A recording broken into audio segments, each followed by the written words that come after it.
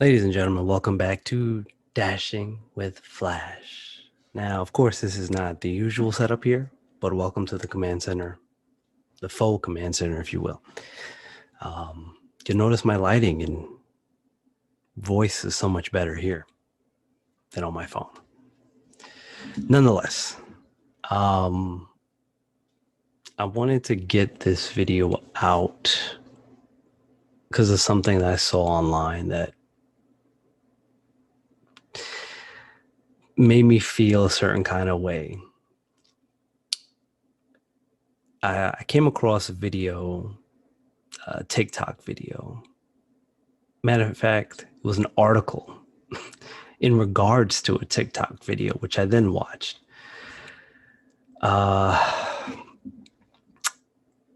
Gentleman is crying, or he seemed to be at the tail end of crying, in regards to low wage tipping on Uber Eats. And we've seen this before, right?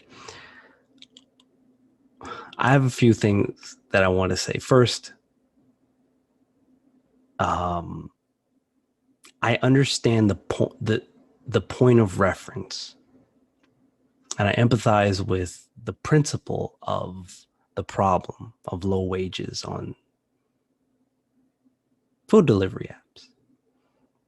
Okay, I get it. I understand the companies don't offer up what they should, right? Which then in turn creates an issue on the back end where now tipping seems to be a requirement of sorts. Now, granted, this is no different than how the restaurant industry operates, but for some reason, people seem to target food delivery drivers to tell them to go get a different job. I mean, they don't really tell waiters and waitresses that, but I digress. So I understand. However, now I'm not, I don't want to necessarily rain on the parade of this video went viral. Okay. My problem is there's pieces from the story missing. He made a comment in his video about the order. Oh, he delivered this person's order and it took over an hour to deliver or and such. Now, granted, that's probably from pillar to post, right? So from the point of time from which he picked it up and then delivered it, he spent an hour with it. So he claims. I'm not saying he didn't or did. I'm not calling this man a liar by any stretch of the imagination. He said he got tipped $1.12 or 19 cents or whatever. The number was very specific. I believe it was $1.12. And said the app paid him. The rest was his pay from the app, $2. $3.12 that equates to. I'm no math major, but simple, right? Here's my problem. Do these apps need to pay more base pay? Yes. I'm in firm belief. Let's raise the base pay and get rid of promo bonuses and surge pay. Just increase the base pay considerably, and that would do the trick. But I digress. Should the base pay be increased? Yes. Should we have to rely on tips to make this job worth doing? No. But here we are.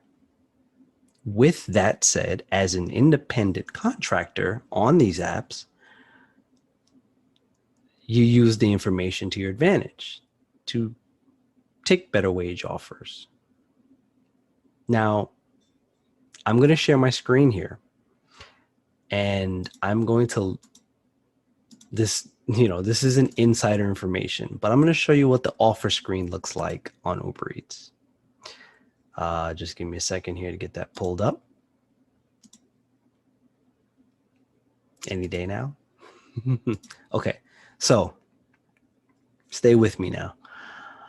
you'll notice here now, granted, don't mind the background. This is DoorDash in the background, because Uber, when you have it on and it's not at the forefront, it overlays on top of everything and dominates the entire screen. It freezes up the whole rest of the screen until you address, decline it or accept it by pressing anywhere here in this big area. Here's what the offer screen on Uber Eats looks like for those that don't know.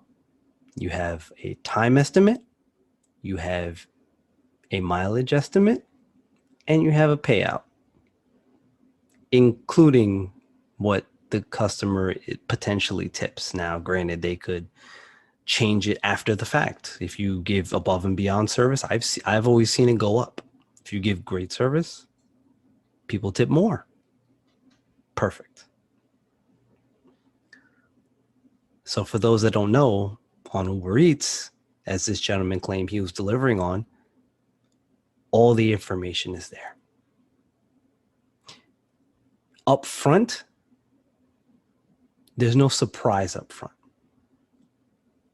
Okay. And I'll take it a step further. This is full transparency. This is one of my orders. And this is a short distance order. Keep that in mind. Look at the mileage. Look how long this took me. No time. Had a fairly low pay, right? And I expanded the screen, the details on the fare. So you get a base pay and a trip supplement. Sometimes they add in a trip supplement to increase it to like a minimum amount. Sometimes Uber does this a lot. And the tip. Okay, this had it included. This was accurate. It was $7.50. I got paid $7.50. Okay. That's not enough for you? I'll show you a longer order. Here's one I usually wouldn't take, but there were other circumstances involved as to why I took this order. 11.7 miles. Look at the fare. Look at the base pay. Trip supplement. Low tip, but it had a high base pay for some reason. But you don't see what's base pay and what's tip when you accept the order. You just see this one number.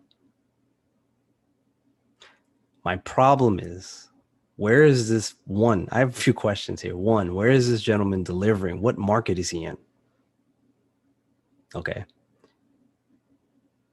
For him to have spent that much time with an order that was only paying $3 and change, he had that information up front.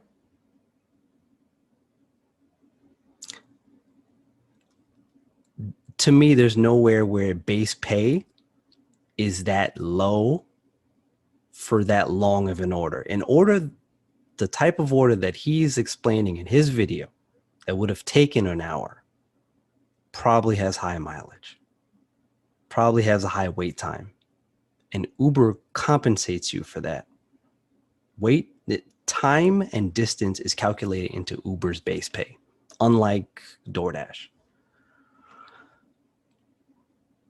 So I have a hard time believing that an order that took as long as an hour only paid $2 base pay. And if by some hook or crook an order came through, where this is true, and an order came through and it popped up on your screen and it said $3.12 including tip, estimated time, let's just lowball it, let's just say 45 minutes. He says an hour, but maybe there was some hold up somewhere, right? So let's say 45 minutes it showed him. Why would you take that? Why would you even fathom taking that order? Now, if you're on Uber Eats and there's only one scenario I could see where somebody would take that order, is if they were doing like a 3-trip bonus, payout thing, where you have to take 3 consecutive trips to get the bonus. Even if you're doing, now aside from that, if you're doing a quest bonus, you don't you don't need to do consecutive trips. You can decline, whatever the case may be. You're doing Quest bonus. Even taking an order like that is silly, because if you spend an hour with that low pay, you're not doing yourself any justice. I don't understand. I'm not calling this man a liar. I'm not saying he's using the platform for to gain likes, follows, shares, all that stuff, to gain notoriety, popularity. I'm not saying he's doing that. I'm just saying all the pieces aren't fitting together in this puzzle.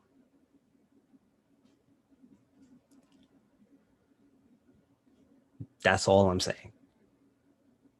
I've shown you the evidence where those pieces don't match up. Do with the information what you will.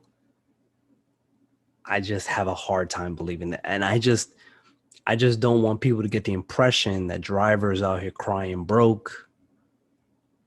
We do all right when we employ the right methods. We would love for the apps to work with us a little better,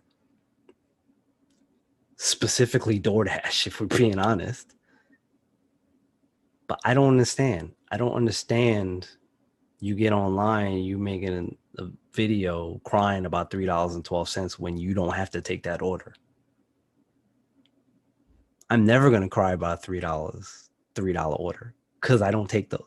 I'm never gonna take that ever. The worst I'm gonna cry about is like, man, I shouldn't have taken that $9 order that was going 6 miles. I don't understand. Maybe help somebody help me understand. I just don't get it. The pieces don't match up. That's all I'm saying. So thank you for watching. Like, share, subscribe, comment. And that's it, man. Dash and Flash. I'll catch you guys next time. I'm out of here.